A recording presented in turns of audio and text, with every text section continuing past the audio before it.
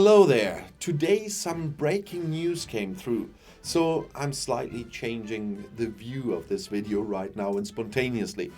Finally, and far too late, Defense Minister Christine Lambrecht wants to continue supporting Ukraine. Armored German vehicles and other rocket launchers are to be delivered. And according to German Defense Minister Christine Lambrecht, Germany will deliver 2 more Mars 2 multiple rocket launchers and 50 Dingo armored vehicles to Ukraine. In addition, 200 rockets would be left for the multiple rocket launchers, said the Social Democrat politician on Thursday in Berlin, just moments before I started making this video. Ukrainian soldiers are to be trained on the Mars in Germany in September. The exchange of rings, as it's called, planned with Greece is also nearing completion, according to Lambrecht. The government in Athens will then deliver 40 infantry fighting vehicles Marder to the Ukraine, and they will receive 40 Marder infantry fighting vehicles from Germany in return. I already made a video on the Mars 2 missile launchers, and with not knowing which Dingos will be delivered yet, I will continue today with my Dingo series as I usually planned it until the breaking news came. So today in the series of land vehicles I will briefly introduce you to the Dingo 2 EOD. The safety of soldiers has a special priority in military operations. With the Dingo family, KMW has developed a highly mobile wheeled vehicle that uncompromisingly meets this requirement thanks to its protection concept, and that will even serve the Ukrainians very well. In cooperation with the German defense authorities, the Dingo was tested and qualified in accordance with official test conditions.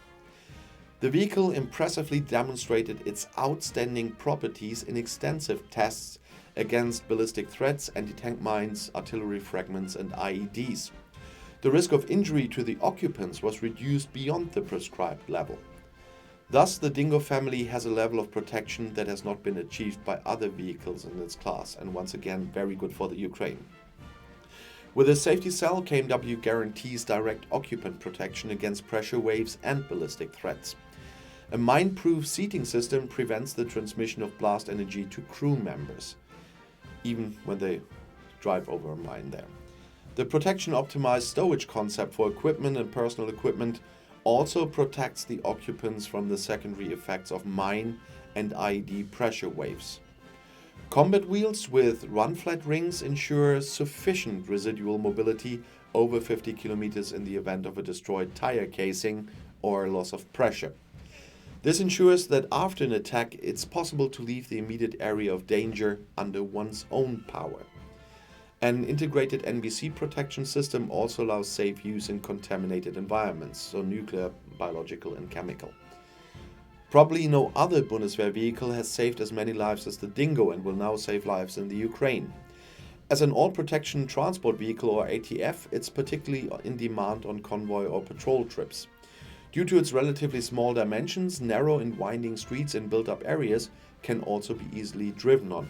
Its Unimog chassis makes it agile and off-road. Of course, the Dingo is also armored. And this armor can withstand a few kilograms of TNT explosives and light machine gun fire. Its weapon station can be operated under armor protection. The ATF Dingo can be armed with the MG3 machine gun, the 40mm automatic grenade launcher, or a .50mm heavy machine gun. The Dingo can accommodate up to 8 people usually. The Bundeswehr owns more than 500 Dingos in different versions, that's why they can give away 50. They are mostly used in the army and in the armed forces base.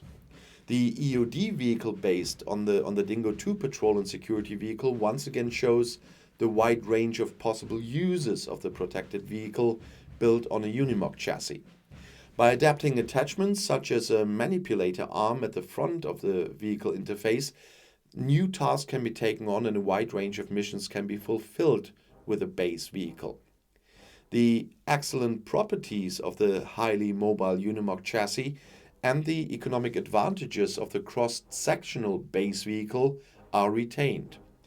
As a state-of-the-art wheeled vehicle, the Dingo 2 is not only ideally equipped for a wide range of mission profiles and also extreme terrain conditions, but also for long-term economical use. The militarized Unimog chassis allows for little training and little instruction for drivers and mechanics.